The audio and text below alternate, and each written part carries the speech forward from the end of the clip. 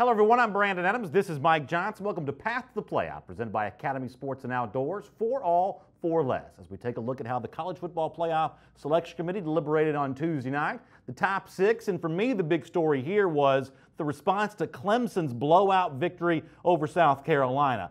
Tenacious against the in-state rival and rewarded by the committee. Yeah, everybody wondered what Dabo Swinney would do without Deshaun Watson. Turns out he just plugs back in Kelly Bryant and a lot of the same results this season. And really kind of an interesting situation in the SEC where you still have three teams involved in the discussion, Alabama, Auburn, and Georgia. Are there room for two of them in the playoff? I think the biggest news of the night was Alabama still left sitting there right there at number 5. Ohio State all the way back at 8. A lot of people are starting to compare those two teams. Alabama sitting at 5 leaves the door open for me to two SEC teams getting in. Speaking of two-loss Ohio State, what happens if it wins the Big Ten on Saturday? I think they get left out. I think that a lot of things have to fall in Ohio State's favor if they're going to make it in any which way. I don't see it actually happening for them. Oklahoma's got a clear path to the playoff, win the Big 12. They're in the conversation. That's been true now for months. What has not been true until recently, maybe the Pac-12 getting involved here with a pretty good playoff and championship game between Stanford and USC. Yeah, imagine if Stanford had not lose that game to San Diego State. We'd be talking about a monumental game. But here it sits, USC still on the outside looking in. I don't think there's any chance USC is able to climb that ladder. I'm not even sure they beat Stanford this weekend, but